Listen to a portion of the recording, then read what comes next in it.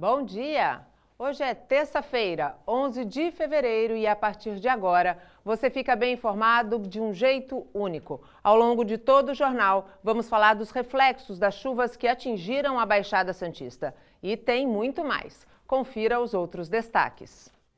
Último suspeito de ter participado da morte de empresária no Guarujá é preso no litoral norte. Nada devolve uma pessoa que morreu, mas pelo menos tira de nós aquela impotência pô, nada vai acontecer, e só pôde acontecer, só aconteceu algo porque todos se mobilizaram. Suspeito de triplo homicídio no ABC Paulista se entrega em Praia Grande. Jonathan se apresentou na delegacia sede de Praia Grande e explicou que a mãe dele mora na cidade e estava se escondendo na casa dela, mas teria cansado de fugir da polícia. Mongaguá é a cidade com o maior número de casos de dengue na Baixada Santista. Fiquei 15 dias de cama, não podia trabalhar, né, porque é um mal-estar tremendo. Santos joga em casa e vence fácil o Botafogo de Ribeirão Preto.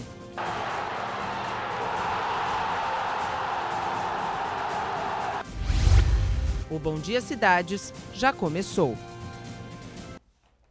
E participa do Bom Dia Cidades desta terça-feira a coordenadora regional da Defesa Civil, Regina Elza de Araújo. Regina, muito obrigado pela tua participação e pela tua disponibilidade de estar conosco, passando aí para os nossos telespectadores informações extremamente importantes a respeito aí dessa instabilidade, dessa chuvarada que atingiu a nossa região. Muito bom dia.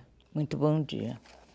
E a partir de agora, até às 9 horas da manhã, a gente vai falar de muito assunto que certamente é do seu interesse. Você que está em casa pode interagir conosco pelas nossas redes sociais. A nossa fanpage é facebook.com/santaportal, o nosso Instagram é o @santaportal e tem também o nosso Twitter, que é o @santaportal1.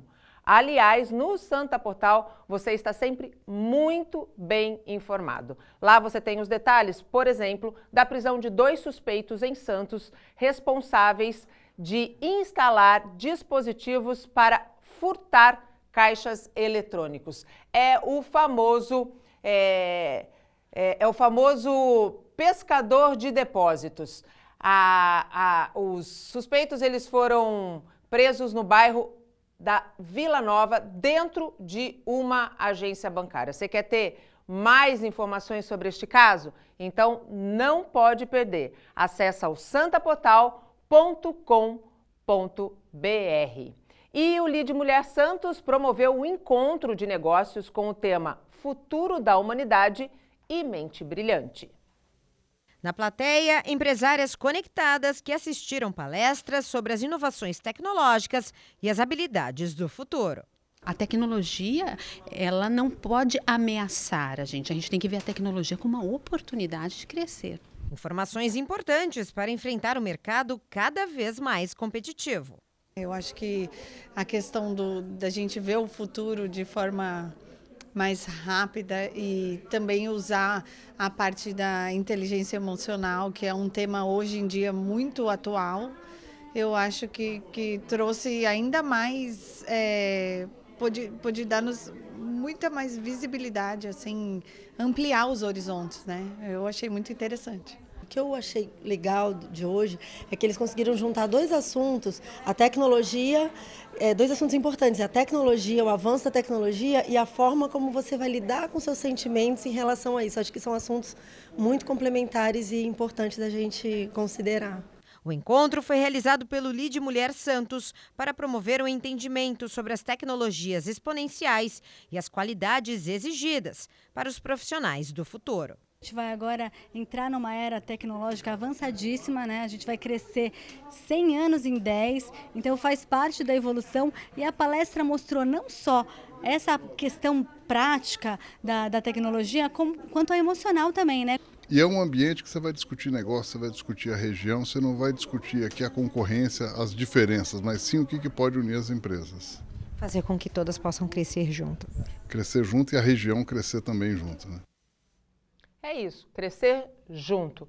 E essa palestra, esse tema abordado pelo Lide Mulher é de extrema importância. A gente está falando de duas características que vão reger aí o próximo, se não o próximo século, os próximos 30, 40 anos do mercado de trabalho, que é a inteligência emocional e a revolução tecnológica. Agora vamos falar de futebol, porque jogando em casa, o Santos venceu o Botafogo de Ribeirão Preto por 2-0. Ted Sartori, bom dia. Bom dia, Nathalie, e a todos que nos assistem no Bom Dia Cidades. Olha, não foi uma chuva de gols, mas foi um jogo em que o Peixe passeou tranquilíssimo, né? Olha, tranquilíssimo. Quem assistiu o jogo, quem acompanhou o jogo... Aliás, bastava ver os melhores momentos, né, Nathalie? Porque só deu o Santos. É o que a gente chama em futebol de ataque contra a defesa. Estamos aí com as Santos... imagens na tela. Exatamente, olha lá. No primeiro lance já, olha lá, como o Santos tem facilidade em trabalhar a bola contra um time que não tem muito o que fazer no campeonato. É o primeiro gol do Carlos Sanches, pega muito bem na bola, né? Um toque do Eduardo Sacha. Gol bonito, hein? Muito bonito. E quem começou esse lance foi o Soteldo. Que jogou pela primeira vez no ano, né, exatamente, Ted? tirou depois da participação dele no pré-olímpico. E ele, com a sua jogada famosa pela esquerda, né, cruzou para o Eduardo Sacha cabecear e fazer o segundo gol do Santos. Também outro belo gol, hein? Belo gol, belo gol. E o que você falou, não foi a chuva de gols que todos esperavam, valeu pelo resultado, valeu pela atuação, porque o time do Botafogo não deu muito trabalho, aliás, não deu nenhum trabalho. Nenhum trabalho, né? Aliás, o Peixe podia passear assim também em grandes clássicos, né, Ted? Seria bom, né? Depois daquela derrota contra o Corinthians, vale pelo resultado, mas seria bom, quem sabe no próximo clássico, né? Mas por enquanto tem um outro jogo que não é clássico, né? O próximo jogo do Santos, por sinal, é contra a Ferroviária no próximo domingo. Na casa do adversário, Na casa né? do adversário, em Araraquara, 19 horas. Com essa vitória, o Santos continua líder do Grupo A e ele tem até uma certa distância do segundo colocado, que é a Ponte Preta. Exatamente, né? tem 10 pontos, né? Está bem distante da Ponte Preta. E nesse esquema de campeonato, né? Porque o grupo do Santos, como os times não jogam dentro do grupo, jogam fora com os outros adversários, então o grupo do Santos se torna difícil. Pensei até que ia ser mais difícil, viu, Nathalie? É? Eu achei. Não pelo Santos, mas pelo grupo que o Santos tem. Pensei que a perseguição ao Santos, pelo menos, seria um pouco maior. Mas, no entanto, o Santos abriu uma vantagem, já está com 10 pontos. E essa vantagem, ela é importante, mesmo nessa fase inicial do campeonato, Não, é importante, né? Porque no cômputo geral, isso conta por uma vantagem nas quartas de final. Então, quanto mais pontos o Santos fizer nessa primeira fase, é importante para que o Santos, de repente, se classificando para as quartas de final, semifinal, mantenha essa vantagem, mantenha jogando em casa numa partida de volta, isso já no mata-mata, enfim. É muito importante essa vantagem. Agora, quem não levou nota 10 foi a torcida, né? Que, mais uma vez, não compareceu. A torcida do Santos ela já tem dificuldade, às vezes, em comparecer em jogos. Que não são clássicos. Exatamente. Que não são clássicos, Que não né? são clássicos. E, às vezes, em dias de semana. Imagina, com chuva? Uma segunda-feira, com chuva, frio, 3.500 pessoas vão ter na vila. Muito pouco, né? Muito pouco, muito pouco.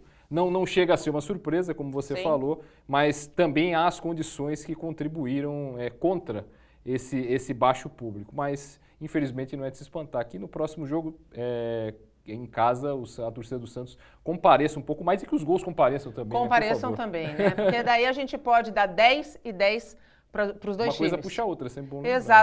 Exatamente. Ted, muito obrigado pela tua participação. Te dou um descanso, você volta na segunda-feira. Maravilha, Nathalie. Um grande abraço a todos. E agora confira a previsão do tempo ao longo de toda esta terça-feira. A chuva não deve dar trégua. Em Santos chove o dia todo e as temperaturas vão variar dos 24 aos 31 graus. Em Guarujá, 90% de chances de chover. Mínima de 24, máxima de 31. Muita chuva também em Cubatão. As temperaturas giram entre 24 e 29 graus. Chove também o dia todo em São Vicente. Mínima de 23, máxima de 30. Em Praia Grande, as temperaturas variam entre os 24 e os 32 graus. A previsão é de chuva ao longo de todo o dia. Assim como nas outras cidades da Baixada Santista, Mongaguá terá chuva e temperaturas amenas, entre os 24 e os 28 graus. Só para vocês terem uma ideia, o volume acumulado de chuva em Santos nas últimas 72 horas, segundo o último levantamento, foi de 175,2 milímetros de chuva, 75% a mais do que a média esperada para todo o mês de fevereiro, e a gente está só no dia 11. Em São Vicente, até a noite de ontem, foram 564,8 milímetros de chuva, mas é muita chuva mesmo. E agora nós vamos para a entrada da cidade, um dos pontos afetados ontem pela chuvarada. E quem está lá é o repórter Fabiano Romo. O trânsito ficou impraticável por lá por quase todo o dia de ontem. Fabiano, como é que está a situação aí hoje? Bom dia. Oi, Nathalie, bom dia para você, bom dia para quem nos acompanha aqui pela Santa Cecília TV.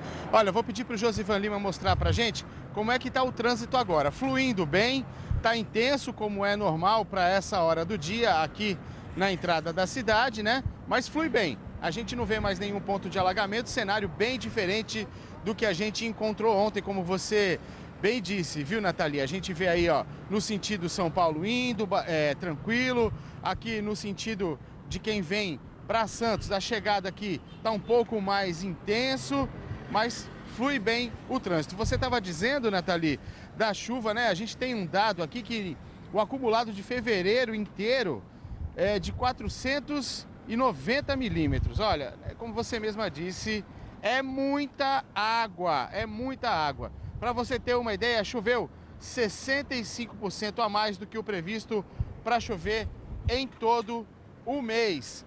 Então, como a gente viu na previsão aí, é bom se cuidar, porque hoje deve chover o dia inteiro. A gente dá uma olhadinha aí, quem tem aplicativo de previsão do tempo, é só ficar ligado, porque a previsão é que a chance de chuva é de 50%, 60% aí durante todo o dia. Tem mais uma notícia antes da gente encerrar, Nathalie. Vou deixar você com imagens do trânsito aí para o nosso telespectador ver como é que está a movimentação aqui na entrada da cidade. Mas eu quero dizer para vocês, para você que está acompanhando a gente, que você que usa o seletivo, que não tem seletivo não, tá? Os seletivos entraram em greve, tá? Uma das reivindicações aí da categoria é problema de pagamento de salário. Eles estão com alguns benefícios atrasados também. Então os 21 micro-ônibus seletivos do transporte coletivo de Santos estão parados desde ontem. Nathalie, como você vê aí, o trânsito está bem bacana aqui, está tranquilo, intenso, mas segue fluindo. Com vocês. Fabiano, vou te aproveitar aí na... Dá para voltar para o Fabiano? Acho que dá. Fabiano, vou te aproveitar aí na entrada da cidade para dar também uma informação para o nosso telespectador, porque desde ontem tem desvio aí no trânsito em virtude aí das obras, né? Isso mesmo, a gente não pode esquecer que a entrada da cidade está em obras, então o motorista que vem para cá tem que ficar atento à sinalização, tem vários desvios, então é bom respeitar aí os limites de velocidade, andar devagarzinho para que você tenha tempo de olhar as placas, mas está tudo muito bem sinalizado, não tem como se perder não, viu, Nathalie? Olha só, a gente vê aí as obras na entrada da cidade, lá ao fundo o viaduto que já está quase pronto, mas é tudo muito bem sinalizado, não dá para se perder. Mas tem que tomar cuidado, tem que ter cautela, tem que ficar ligado aí nas placas. Nathalie. Obrigada, Fabiano, pelas informações, bom trabalho.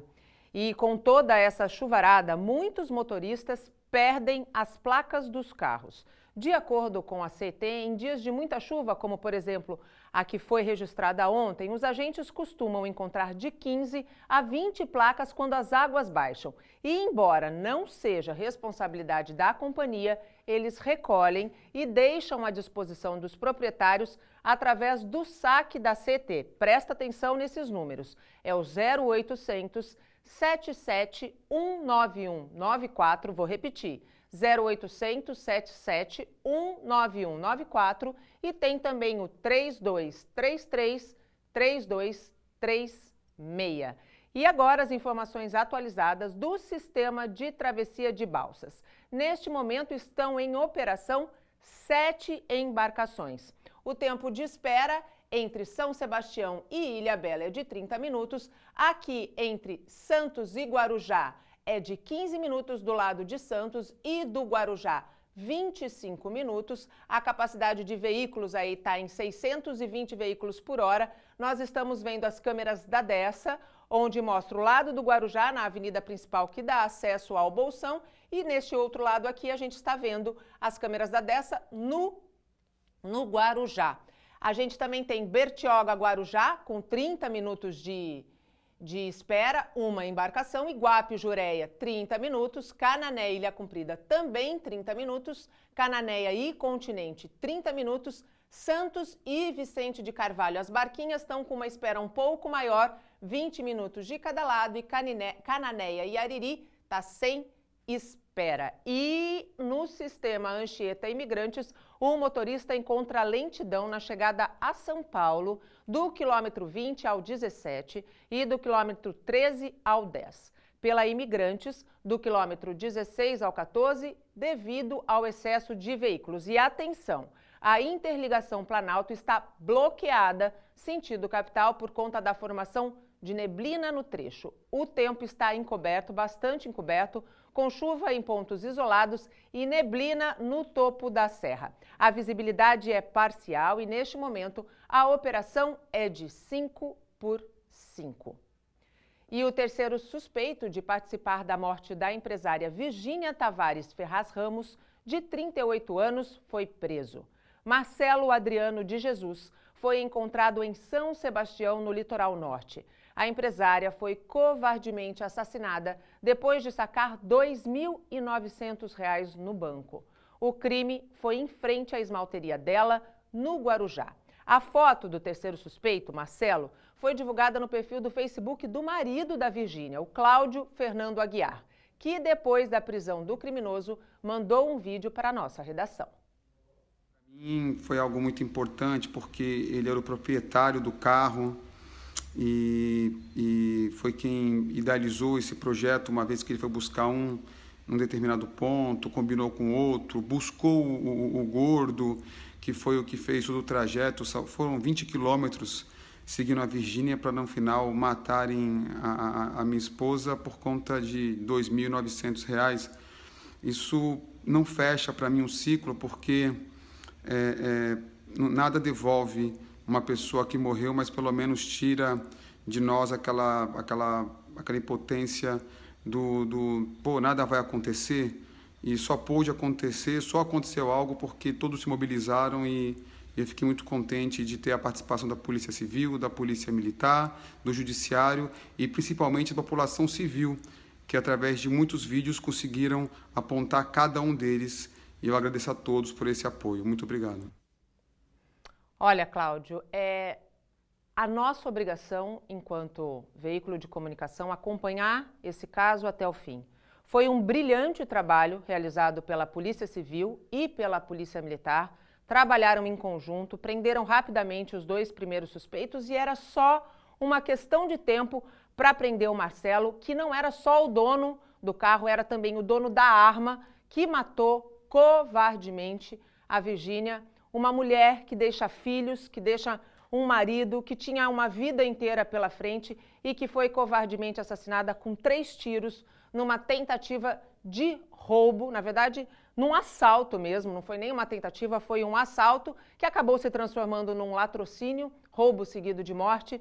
A gente espera agora que esses 3 suspeitos que foram presos sejam julgados, condenados e que a nossa justiça, o nosso código, não permita que 3 criminosos desta estirpe saiam depois de anos de reclusão beneficiados pelas falhas que existem no nosso sistema penal. Aliás, que não saiam em nenhuma das saidinhas que ainda são permitidas nesse país.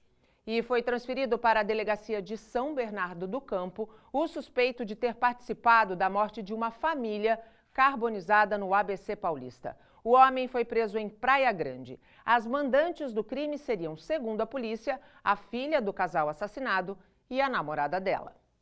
Jonathan Fagundes Ramos, de 23 anos, é irmão de outro suspeito que já estava preso, Juliano de Oliveira Ramos Júnior.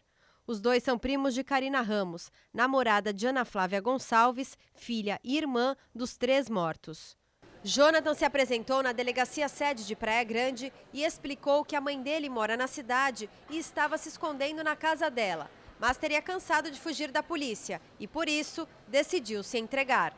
Os corpos de Romuilque Gonçalves, de 43 anos, da mulher dele, Flaviana Gonçalves, de 40, e do filho do casal, o adolescente Juan Vitor, de 15 anos, foram encontrados carbonizados no porta-malas de um carro em chamas que estava em São Bernardo do Campo no dia 28 de janeiro, um dia depois do roubo. Segundo o laudo da perícia, os 3 foram mortos com golpes na cabeça. As supostas mandantes confessaram a participação no planejamento do roubo, mas não nas mortes. A polícia ainda apura qual seria o motivo do crime. Uma das suspeitas da polícia é que o crime teria sido motivado por dinheiro, disputa de herança. E aí a gente percebe o quão vai além a mente humana quando é para fazer o mal. Esse caso é pior do que o caso da Suzane van Richthofen, que também abalou o Brasil na época em que ela assassinou também os pais de uma forma muito cruel, muito covarde. A gente espera realmente que todos esses envolvidos nesse crime bárbaro, chocante, sejam condenados. Eu imagino a mãe desse suspeito, o Jonathan, que disse que cansou de fugir da polícia. Na verdade, não é que ele cansou, ele sabia que ele ia ser pego. Então, melhor se entregar e seguir vivo, né? E tentar pagar pelo crime que cometeu, do que correr o risco de lá na frente acabar sendo morto num confronto, porque na vida do bandido e do traficante existem duas saídas. Ou você melhora, ou você acaba morto, né? Acaba preso e morto muitas vezes. Agora, a mãe desse suspeito do Jonathan deve estar com um desgosto tremendo, porque não é só um dos filhos que foram presos. O segundo também está envolvido nesse crime e também já foi preso pela polícia. E a gente vai para um rápido intervalo. No próximo bloco, falamos sobre as ações da Defesa Civil na região em virtude das chuvas que atingiram a Baixada Santista. Em Peruíbe, 55 pessoas ficaram desabrigadas e 23 foram alojadas no Centro Comunitário Caraminguava. A gente volta já. Estamos de volta, agora são 8h25 e a gente vai falar de carnaval. Afinal, começou a contagem regressiva para a maior festa popular do país. A taxa de ocupação na rede hoteleira da Baixada Santista está em 65%, mas deve aumentar, e bastante, nos próximos dias. Capricho na limpeza e na arrumação. A temporada é de muito trabalho que deve aumentar no carnaval. Este hotel na Ponta da Praia, em Santos, tem 60 funcionários. A mão de obra foi reforçada no Réveillon. Aqui os pacotes variam de 3 a 5 diárias. A agenda da folia inclui muita diversão e passeios aos hóspedes. Vai fazer um welcome aqui para os hóspedes que estão entrando e com guias também, né, do que a gente vai ter aí na cidade, para que elas consigam aproveitar aí também, serem foliões aí na cidade de Santos. Pesquisa do Sindicato dos Hotéis indica que a taxa média de ocupação para o carnaval está em 65% dos 30 mil leitos da Baixada Santista. Neste hotel no Gonzaga, 94% dos 136 apartamentos já foram reservados. A procura para os dias de folia começou no fim do ano passado. O gerente geral está otimista.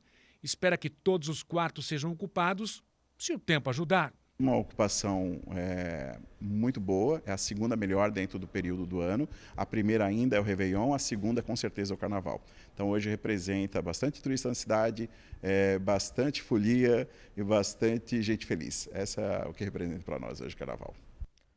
Olha, e pelo menos para o Carnaval aqui em Santos, que acontece a partir da próxima sexta-feira, com transmissão exclusiva no sábado pela Santa Cecília TV, a expectativa é de tempo firme, mas eu vou confirmar a expectativa com a nossa convidada, a coordenadora regional da Defesa Civil, Regina Elza de Araújo. Regina, mais uma vez, muito obrigada pela tua participação. Essa chuva já estava sendo esperada?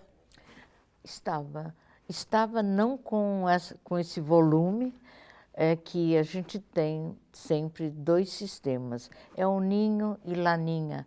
E este ano nós não estamos nem no El Ninho, nem num, nem no outro, nem no outro. Então a gente fica no meio e sujeita a essas intempéries todas bastante severas, reconheço. A expectativa é que o tempo firme mais para o fim da semana? Pelo que temos informação da nossa da nossa, que eu digo, pretensão, né? Da informação da meteorologia da Defesa Civil de São Paulo, é que sexta-feira, agora próxima, a gente já tenha um tempo firme. É questão de hoje e amanhã, continua com essa temperatura mais baixa, essa garoa, chuva, mas não muito forte. Não vai acontecer como ontem?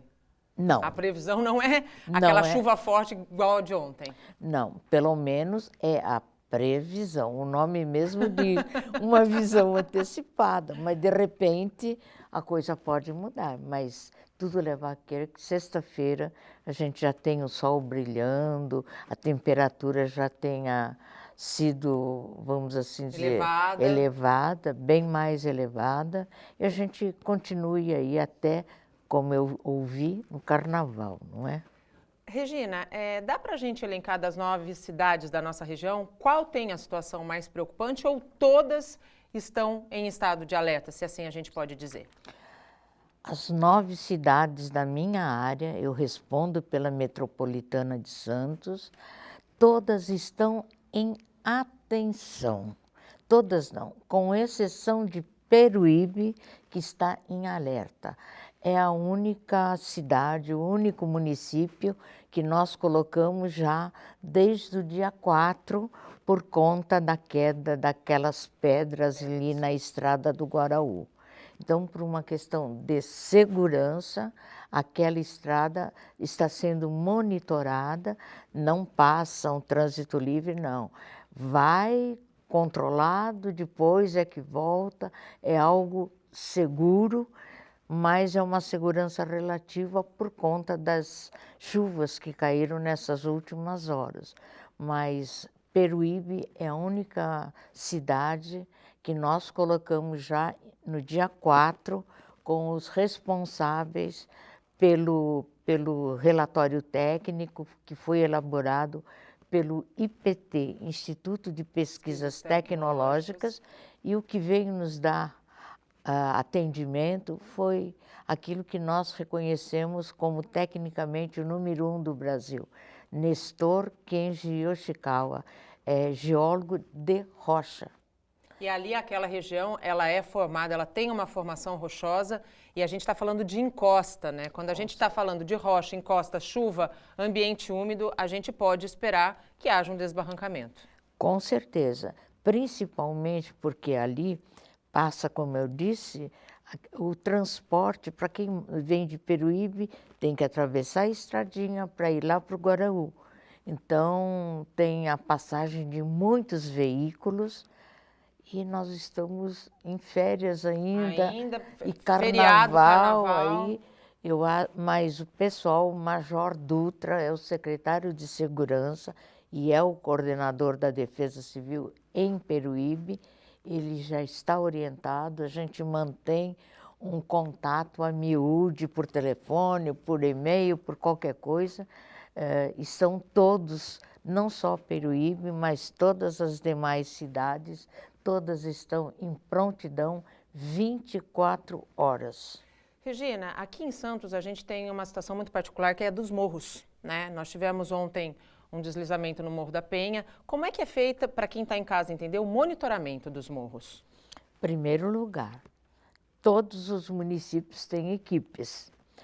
Todos os municípios, se eu não estiver enganada, tem o Plano Municipal de Redução de Risco, que foi elaborado pelo pessoal do IPT e também alguns pelo IG, Instituto Geológico. Então, por conta disso, pela classificação dos riscos, nós sabemos qual a prioridade que vamos dar no atendimento, na orientação através de informação. Todos eles, pelo menos, é o que me trazem as notícias, estão informados de, havendo uma precipitação, atender um sinal convencionado, se for necessário, dirijam-se a um ponto já estabelecido. Aconteceu ontem em Cubatão da sirene tocar, lá no bairro de Pilões, né? Pilões, Por quê? Porque ali já teve um cenário... Uma tragédia, né? Ali, inclusive, a estação de tratamento da Sabesp foi atingida, acabou com a estação, e ali, infelizmente, a gente tem uma quantidade grande de casas e muitos caminhões carregados, caminhões-tanque, eles param estacionados bem ali na base, que eu já solicitei. Não deixem, se tiver carregado, é mais um risco, que a gente oferece, disponibiliza de forma negativa àquela comunidade de Pilões. Mas, fora isso, cada município da nossa área, região metropolitana, da Baixada Santista, elas estão orientadas. Antes de começarmos o período de operação, que vai do dia 1º de dezembro, 0 hora de 1º de dezembro, às 24 horas do dia 31 de março, só que o 31 não é peremptório. Se houver necessidade, ele será prorrogado por tantos dias quanto a segurança nos obriga a manter as equipes. Antes de terminar o prazo, nenhuma cidade se desmobiliza.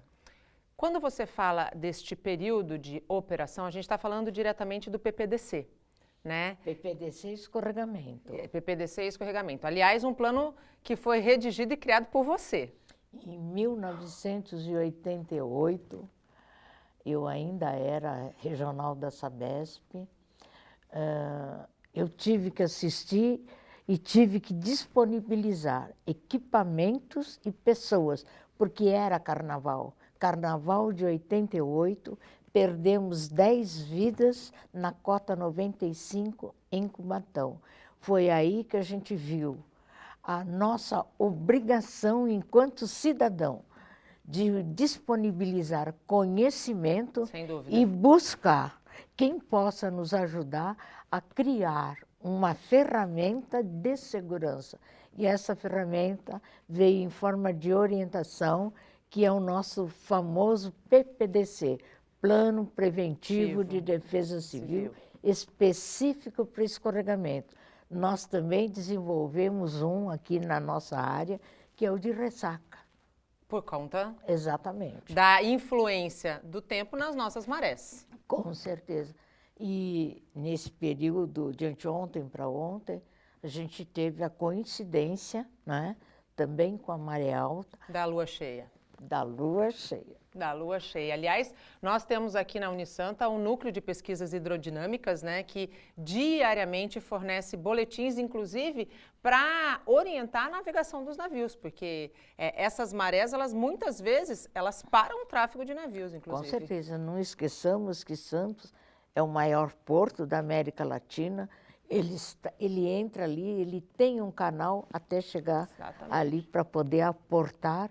Então, todas essas situações, eu acho que devem ser avaliadas para que ferramentas sejam construídas. Ferramentas através de informação, através de orientação, para que a gente tenha uma operação segura. Sim. O que a gente precisa é segurança institucional também, para que a gente possa preservar vidas. É o patrimônio maior que a gente tem.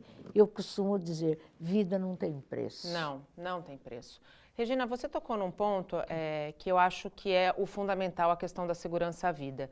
Existem alguns pontos, em algumas ocasiões, que a Defesa Civil precisa interditar uma área, precisa interditar uma residência.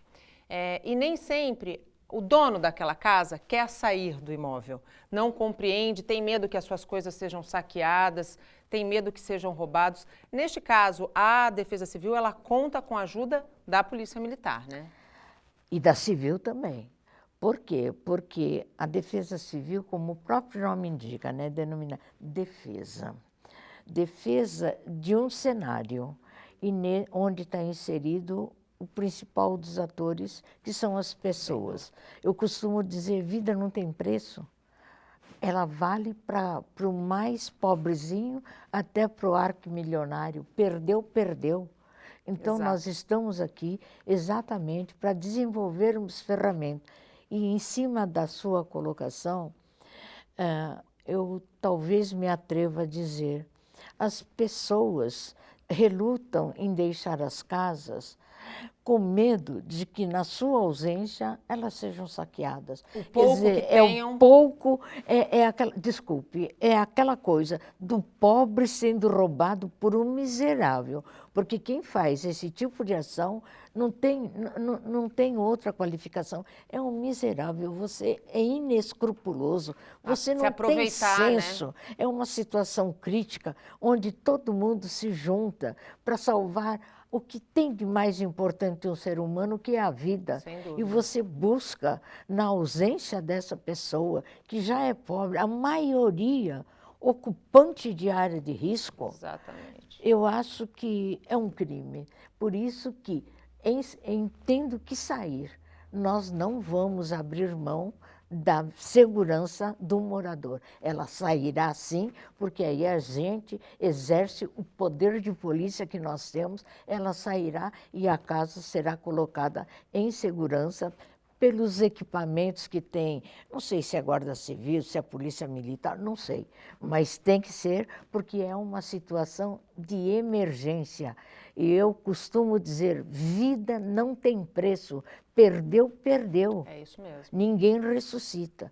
Então, a gente tem que desenvolver equipamentos, ferramentas, tem que desenvolver a consciência, porque aí é aquilo que a gente fala, mas pratica pouco. Cidadania.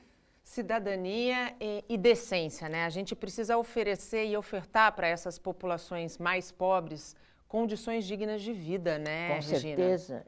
Já são, de uma certa forma, castigadas pela própria vida, quando não têm, muitas vezes, condições mínimas de uma vida decente. Não é uma vida fabulosa, mas uma vida decente, que não lhe falte o pão, que não lhe falte abrigo, que tenha um teto. Agora, o pouco que tem, ser vandalizado, ser saqueado por um outro igual, eu acho que aí, embora a minha formação seja em direito, eu ia classificá-la como hediondo. É roubar quem não tem nada. Sem dúvida nenhuma. Na segunda-feira, ontem, que deu aquela chuvarada, a Defesa Civil completou 44 anos. Né? Me corrija se eu estiver errada. Não, certíssima. 44 anos. E você à frente há 32. Eu à frente da minha regional. Da sua regional. A minha regional, desculpe a falta de modéstia, é o litoral do estado. Por quê? Esse plano que a gente opera com duas condicionantes. A nossa região, sem falta de modéstia, ela é muito linda. E a gente tem tudo isso disponível 12 meses por ano. Por que não oferecer um pouquinho para aqueles que nunca viram o mar? Eu já tive criança que, nossa, ficou abismado de ver tanta água. Eu disse, esse mundo de água é um mar, é a água salgada, não é aquele riozinho que você tem lá na sua cidade. Então, eu acho que é aquele olhar cidadão. De preservação, né? Não só disso, de poder. Você já é privilegiado Sem de dúvida. morar aqui. Deixe que as crianças venham verificar. Eu fiquei nessa oportunidade, assim, acho que ele não viu tanta água na vida dele. E eu tive que dizer que aquele mundo de água era o mar. Então, diferente do riozinho que ele tem lá na cidadezinha dele.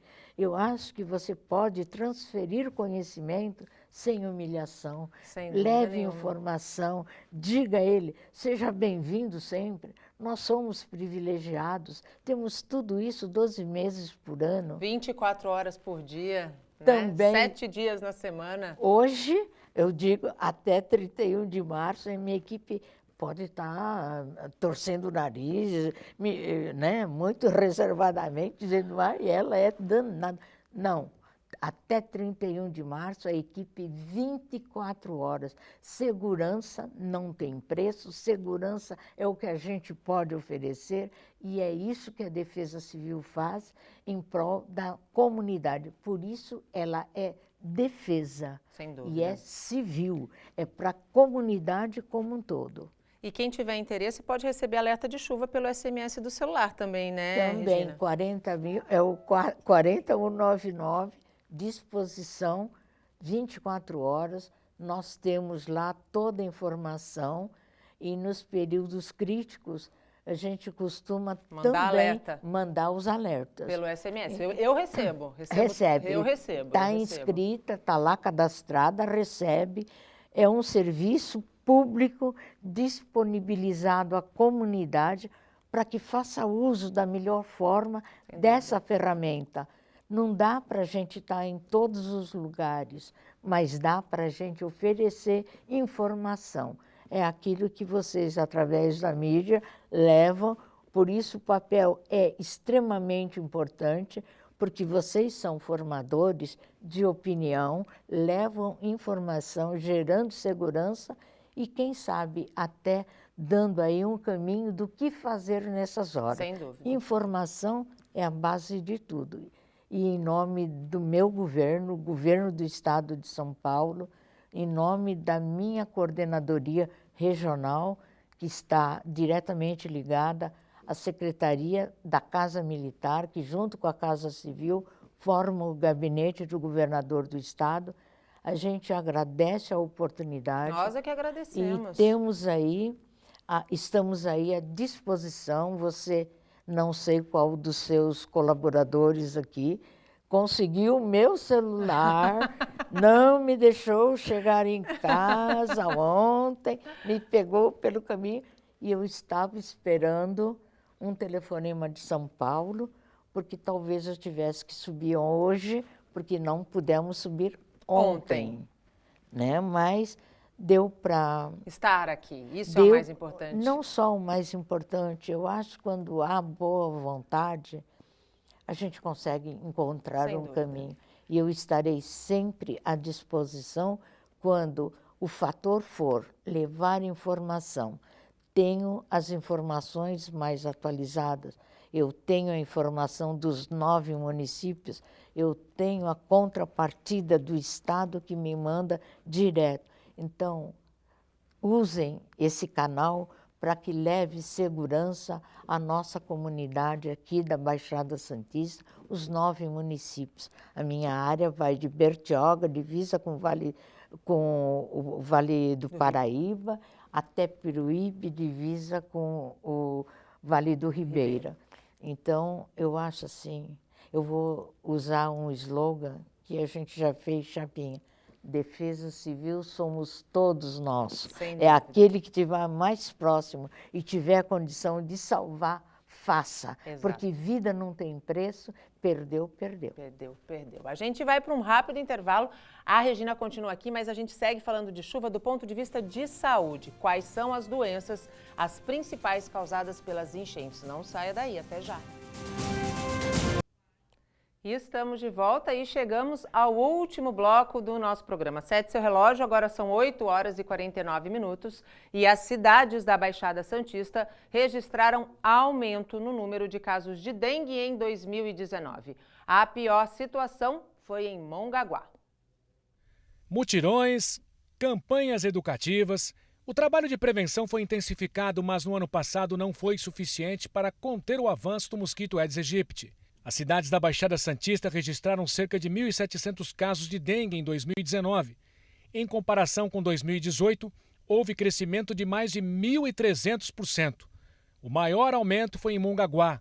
Em 2018, foram 2 casos. Já em 2019, a cidade teve 339. Dona Rosane mora no balneário Itaoca e já teve dengue 2 vezes. A última foi no ano passado. Fiquei 15 dias de cama, não podia trabalhar, né? Porque é um mal-estar tremendo e você tem que estar tendo todo um tratamento, fazendo exames, né? Eu parei a minha vida porque eu tenho que estar trabalhando, né? A auxiliar de enfermagem aponta a origem do problema. Este trecho da rua onde mora vira um piscinão toda vez que chove. Dona Rosane garante que é um enorme criador do mosquito transmissor da dengue, zika, chikungunya e febre amarela.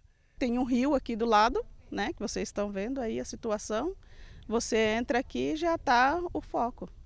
Tem muito mosquito no quintal e na rua? Mosquito no quintal, na rua, o bairro inteiro está alagado, então é um criadouro. Em casa, os moradores da rua tomam certos cuidados para tentar evitar focos do Aedes aegypti. Mesmo assim... Nós usamos veneno dia e noite, é aquele, como fala, repelente, tá lá, né? Uns 4, 5 lá que a gente fica passando nos netos com medo, né?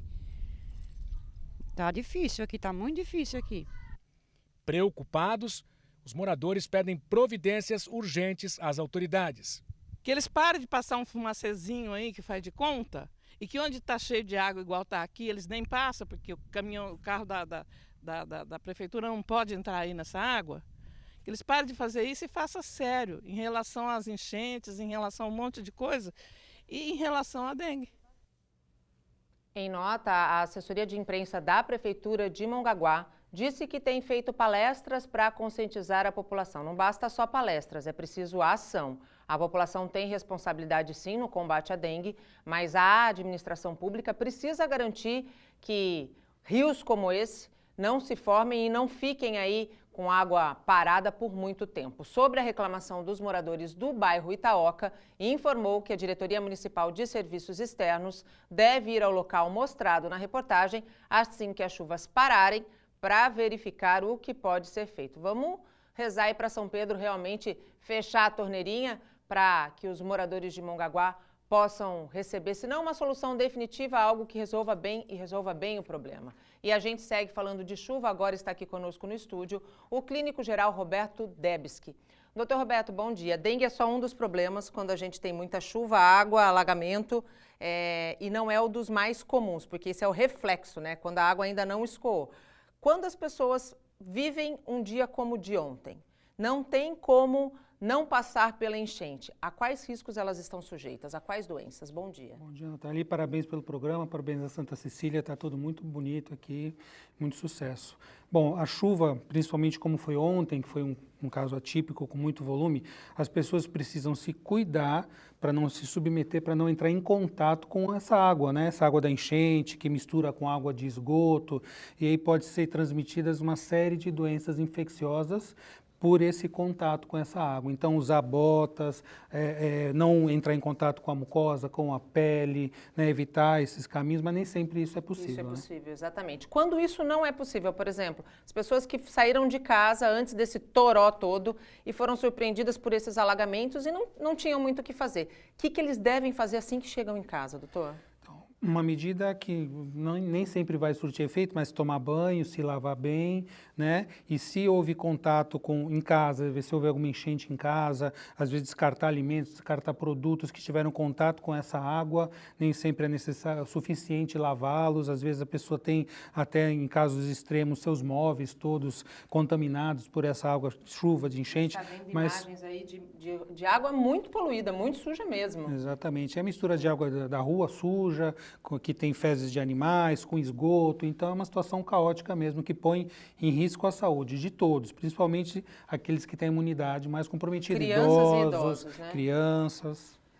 Leptospirose geralmente é a doença que mais se manifesta pós chuvas como a que nós enfrentamos ontem e, inclusive, na capital, em São Paulo, também.